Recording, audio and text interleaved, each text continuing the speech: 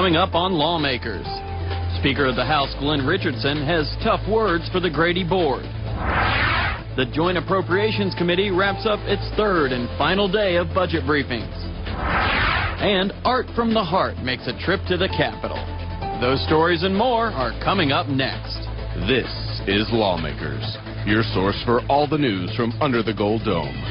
Here are your anchors, and Wandy Lawson and David Zelski. Good evening, everyone. Also on tonight's program, Department of Corrections Commissioner James Donald advocates an alternative punishment for drug abusers. But first, our top story tonight, House Speaker Glenn Richardson has tough words for Grady Hospital at an Atlanta Press Club luncheon today. Speaker Richardson said that Grady may face more state oversight in order to receive state funds to overcome its financial woes.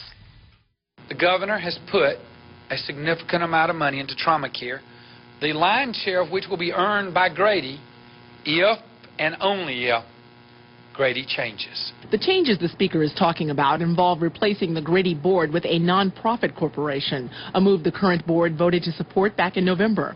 The transition could earn Grady $30 million of the governor's $53 million trauma budget, but failure to do so would allow the state to appoint board members according to the Richardson plan. But the Speaker said education, especially increasing high school graduation rates, is his #1 priority this session. He's sponsoring legislation to create Bridge, building resourceful individuals to develop the Georgia economy, a track for students who do not wish to pursue a college education. Some of the cost estimates are to implement this program that we put out there could be in the hundreds of millions, maybe in $1 billion.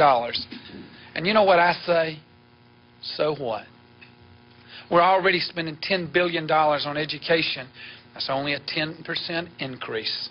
Richardson said the only transportation plan he rejects is one that does nothing. Asked about his objection to the appointment of Gina Abram to head the State Department of Transportation, he said it was the process, not the person, he opposed. I did not think, and I still don't think, that the executive of the state of Georgia should be able to name the DOT commissioner. I thought that the DOT board elected by the legislature should do that.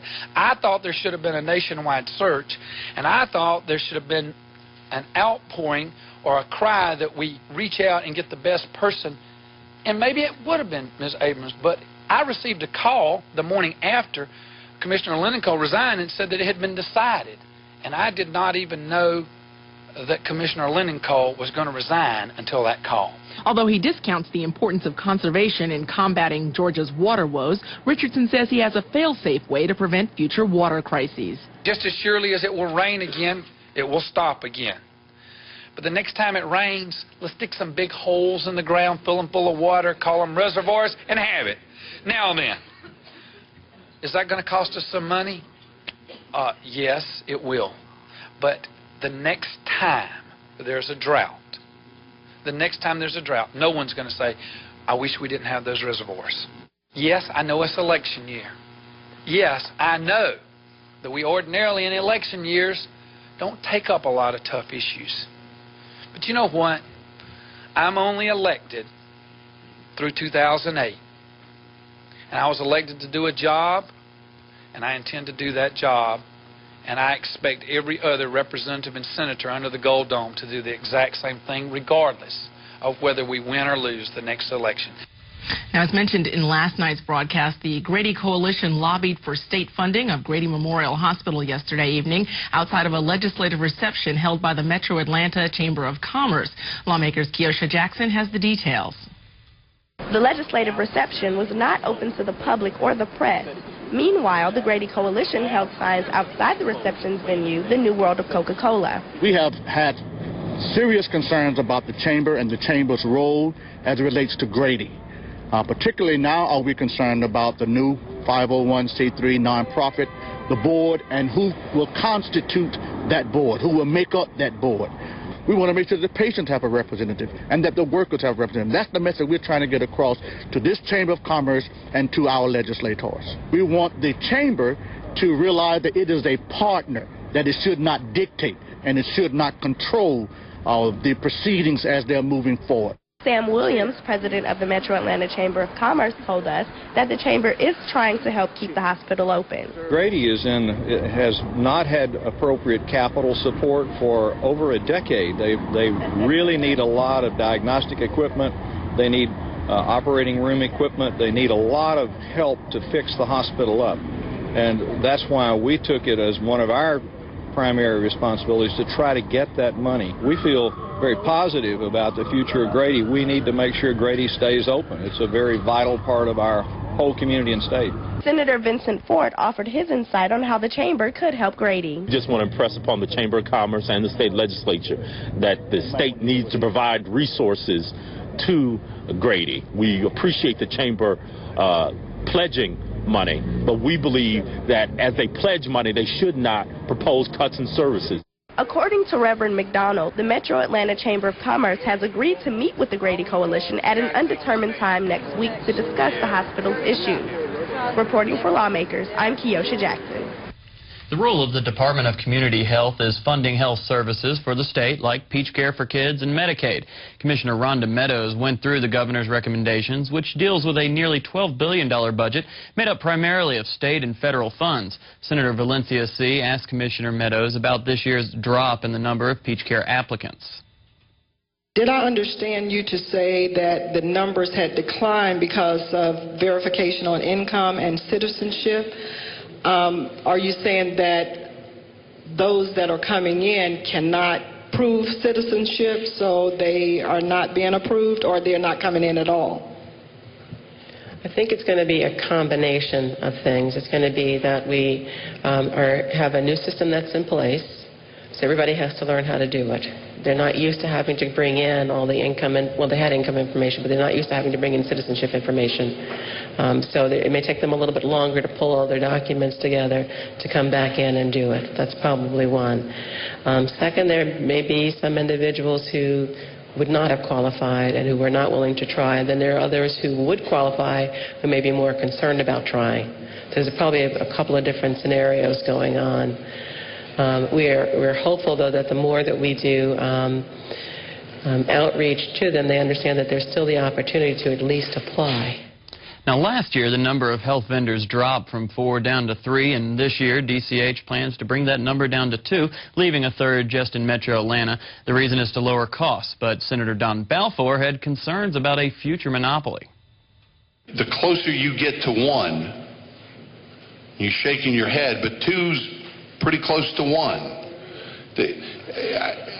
I would argue, I have a hard time believing we don't need at least 3 vendors to have some competition in the market. We believe in capitalism. We believe in competition. We go from 4 to 3. Now we're going from 3 to 2. We're going towards a monopoly. Now, administratively, I understand the help, but on the other side, I don't think we're, you know, I can think of some businesses that are monopolies, and I don't think they necessarily do a good job because of that fact.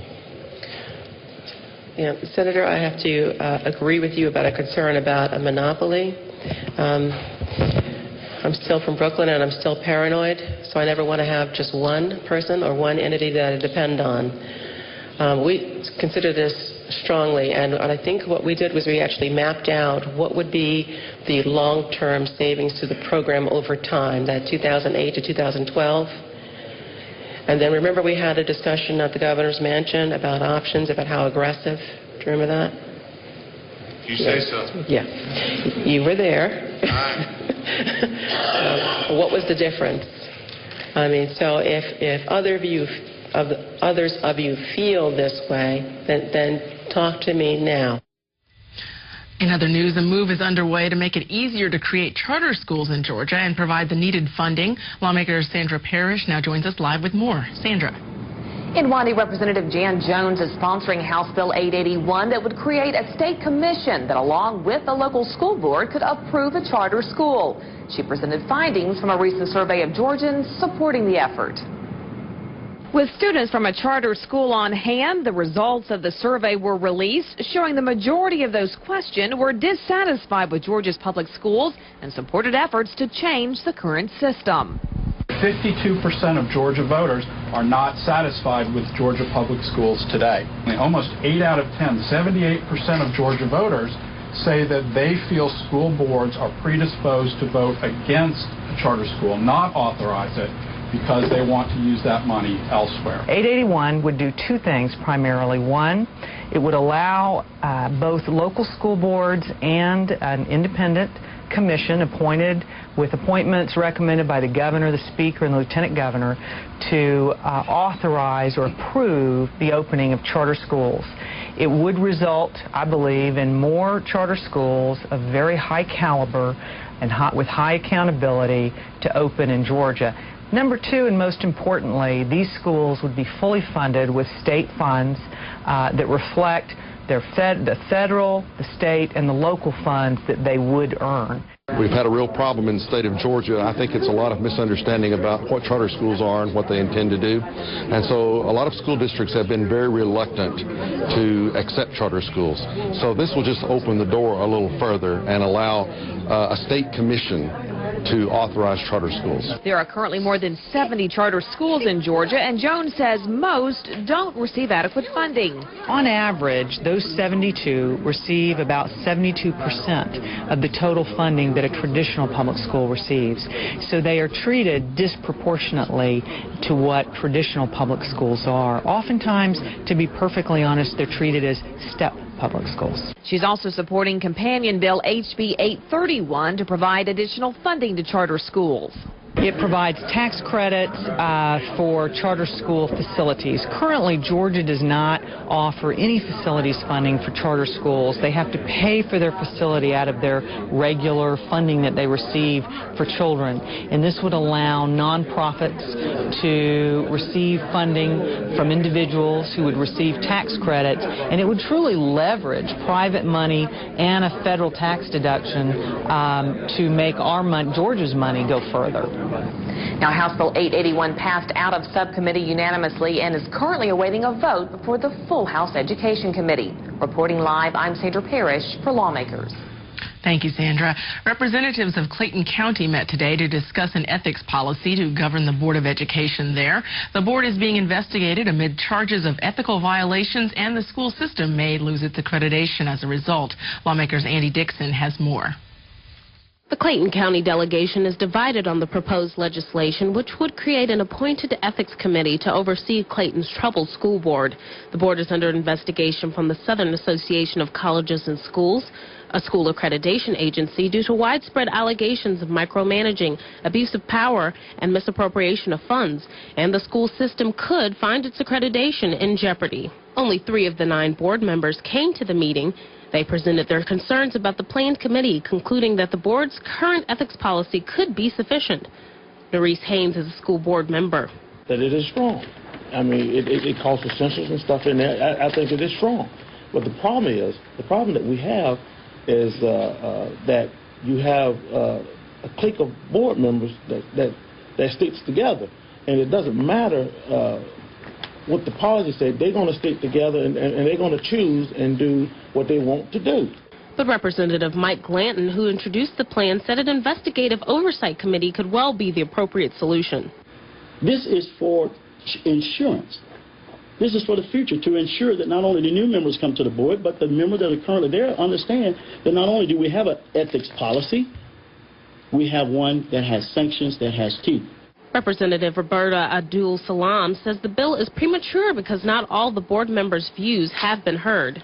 I would like to talk to the other school board members that weren't here today, were not able to come for whatever reason. And I would also like to talk with the SACS officials. I mean, you really cannot pass legislation without information. This is the second time in 5 years Clayton schools have faced losing accreditation due to alleged ethical violations by school board members. Reporting for Lawmakers, I'm Andy Dixon. Corrections Commissioner James Donald says he operates his prisons by separating who we are mad at and who we are just afraid of. He brought this theme up again during today's budget briefings because Georgia's prison inmates continue to grow in numbers. And Donald says much of the reason is because of the recent rise in methamphetamine abuse and trafficking. Georgia today, by federal data, suggests that we are the fastest growing prison system in the nation. Now let me correct that. There are 2 small states, New Hampshire and Vermont, who are ahead of us, but we could put all their population down in Jackson. The reality is we know why it's happening. Last year, we had 21,000 inmates come into the prison system, but only 18,000 left. We have some tough laws in Georgia, and we like it. You do the crime, you're going to do the time. We also have, contrary to some popular beliefs, some of the toughest parole policies. That, combined with a recidivism rate for a lifetime of about 65%, explains in large measure what's going on inside the walls of Georgia state prisons. But I want to introduce you to another subject, a dynamic that has happened in our prison system that's really driving up the cost of maintaining this department. Each month, we are bringing in between 250 meth offenders into the prison system each month. At that rate, based on the study we recently had completed by Rosser International, our first definitive master plan effort in some time, suggests that we will need over 15,000 new medium security beds to house all these folks by the year 2015. We've talked over and over in the past about our ability to build ourselves out of this crisis. There certainly is no way to build ourselves out of the crisis. You've heard me say that our challenge is to figure out who we're afraid of and who we're just simply mad at. And for those who we're afraid of, we ought to lock them up and, indeed, if necessary, throw away the key. But for many people who have a drug addiction, we're going to introduce in this budget an alternative sentencing option. Not the people we're afraid of. The people who we're mad at, who made some terrible decisions in their lives about their use of drugs. Commissioner Donald adds that new day reporting centers included in the proposed budget are a way for drug abusers to pay for their crimes as long as they stay clean, in turn halting the rising prison population. The Department of Juvenile Justice is working to move low-risk offenders from secure facilities back into the community. Commissioner Albert Murray said that the probation sanction program would save the state money in the long run. That's not to say the low-risk offenders don't need a consequence. They do. And the proposal that we submitted will provide a consequence, but a different kind of consequence than what's presently available. This will allow us to ensure that bed space is available for high-risk youth that pose the greatest public safety risk to our communities, and will also limit the amount of new construction of secure facilities that I will have to ask you for during the next few years. Commissioner, on the elimination of the short-term placement program, I've had a number of juvenile judges call in the last day once they've seen this report. Have y'all worked with the juvenile justice judges about this? What they're saying is that this leaves them with two options: turn them back out or lock them up for a long time. And I would recommend that y'all work with juvenile court judges, because they see this as a very needed program for interim placement, where they don't have a place to go to immediately and don't necessarily mean they need to be locked up for a long time. Has that discussion been had with the judicial part of this? Yes, sir. We have had a number of discussions with the juvenile court judges over the years on how we best serve lower-level offenders. And you're right to say there is concern, there is opposition among some judges about how we're proceeding with this. We continue to be in dialogue, and we will continue and look for ways and look for common ground where we can work together on this issue to bring about what we believe is critical system improvement. Juvenile justice, lower-level offenders, again, these are youngsters who need some kind of sanction, but not in the manner that's presently provided. The DJJ serves 56,000 children and youth each year. Former House member Matt Crawford made a late afternoon presentation at today's budget briefings, this time as head of the controversial Public Defender Standards Council, charged with overseeing cases like the Brian Nichols courthouse shooting trial. In Douglas County, Judge Emerson has entered an order that says we are to pay for all the experts in this certain case. And it says that we're to move monies and we're to do whatever it takes to fund this case. My question to the court is, How can the legislature budget by court order? Now, we have two options: appeal that order, and the Attorney General's office won't help us appeal that order. And here's the other part of that. What we've been doing, and in the Nichols case, I am appointed as a special Attorney General for funding issues only. Well, that was done by executive order of the governor. We have quite a few executive orders to appoint some of our staff attorneys as SAGs. But then the Attorney General's office is complaining because that's happening. They say they're the only people that can represent the state, but they don't want to represent us. The problem is this, though. If we don't get basically what we have asked for to try to finish out this year in the capital cases, we do have a real problem, because we will be out of money before the 1st of July. The Department of Human Resources supplemental budget includes the $53 million for trauma care proposed by Governor Perdue. It also includes increased funding for the state's beleaguered mental health centers. But Senator Greg Goggins said a Senate audit found that over $40 million had been misappropriated in previous developmental disabilities budgets. There was lots of discussion and disagreement about the numbers that came out of that audit and the definitions in that audit. I couldn't give you a complete, total explanation, but I don't believe that when it was all said and done, at the end of the day, that there was $49 million problem in the DD budget.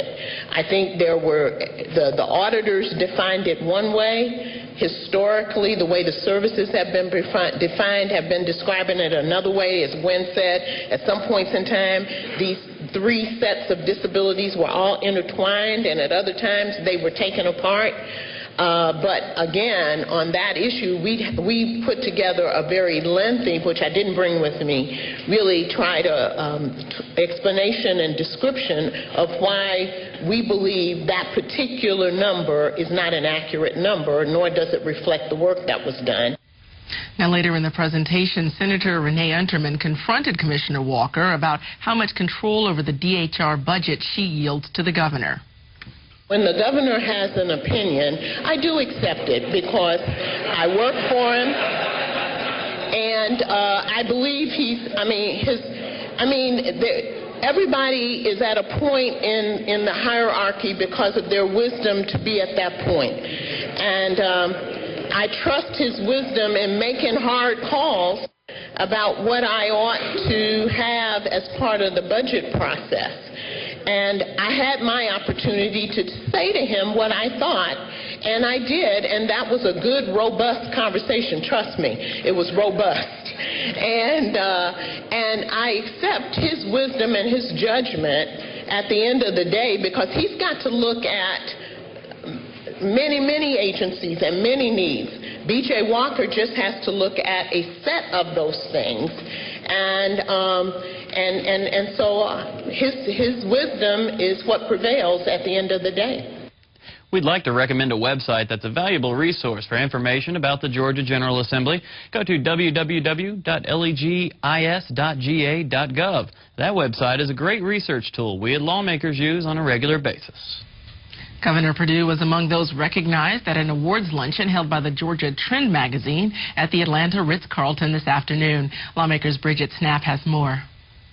Governor Perdue was honored as the 2008 Georgian of the Year by Georgia Trend magazine, a local business publication, in recognition of what the magazine's staff is calling the governor's slow revolution in the face of such obstacles as Georgia's water crisis and mounting traffic congestion. Governor Sonny Perdue has had a very quiet leadership style and gotten tremendous results in this state, especially on his work with water and transportation needs. So we're really pleased to have him as our Georgian of the Year this year. The governor said he was honored to be chosen as the Georgian of the Year and elaborated on his deliberate style of governing. I find in public services that people can take they can take gentle turns, kind of like being on an airliner, on one of those big Delta jets. But you start laying on its side and making sharp right-hand turns, people's tummy get upset. So I think that's kind of the way it is in government. We can go where we want to go as long as we do gentle banks and move in those directions. So those small, simple steps that continue to be cumulative and adding up toward a goal of a more educated, a healthier, safer, and a growing Georgia. Along with the Georgian of the Year award, Trend magazine announced the addition of baseball legend Hank Aaron, former U.S. Senator Mac Mattingly, Georgia Southern University President Carl Patton, and founder and chairman of H.J. Russell & Company, Herman Russell, to its most influential Georgians Hall of Fame. Magazine officials also recognized those on their annual list of the state's 100 most influential citizens. Georgia state legislators who made that list included Lieutenant Governor Casey Cagle, Representative Earl Earhart, Atlanta Mayor Shirley Franklin, Senator Jack Hill, President Pro Temp Eric Johnson, House Majority Leader Jerry Keene, Representative Larry O'Neill, and Representative DuBose Porter. Reporting for Lawmakers, I'm Bridget Snapp. Governor Perdue also took some time to speak at a press conference today for the Art from the Heart exhibit. Lawmakers' Minu Hosseini has the story. The portraits displayed here in the rotunda commemorate and memorialize the men and women of Georgia who gave their lives in Iraq and Afghanistan. I personally want to thank the artists who participated in this project, and thank you very much for giving us a reminder of the vitality that these men and women once enjoyed. The Art from the Heart exhibit features the work of artists who donated their talents to honor the lives of Georgia's fallen soldiers. Artists create oil paintings of the soldiers, which are then donated to their families. We decided to do Art from the Heart. A small group of artists decided to do this because we wanted to put a face with the names of the soldiers that we hear about dying. And we wanted to let the families know that they're not forgotten. This display will be featured here at the Capitol until February 2nd. Another display will be shown at the Art Station Stone Mountain between July 7th and August 24th. Reporting for Lawmakers, I'm Minu Hosseini. Now you can learn more about Art from the Heart by watching GPB's broadcast of State of the Arts next Wednesday, January 30th at 9 p.m. Coming up next week on Lawmakers, the General Assembly reconvenes on Monday for the 6th legislative day. We'll have all the latest Capitol news Monday night at 7. If you have missed any part of this Lawmakers broadcast, tune in tomorrow morning when Lawmakers repeats at 5:30 a.m. You can also keep up with all the action under the Gold Dome daily on your local GPB radio station during Morning Edition, All Things Considered, and evenings at 6 p.m. on Georgia Gazette.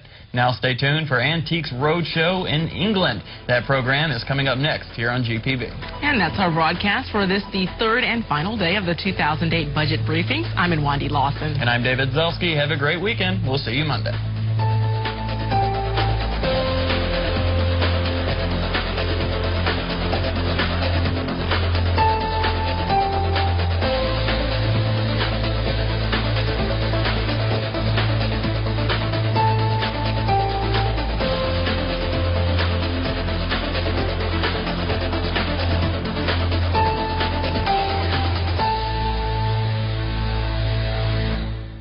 This has been a production of Georgia Public Broadcasting.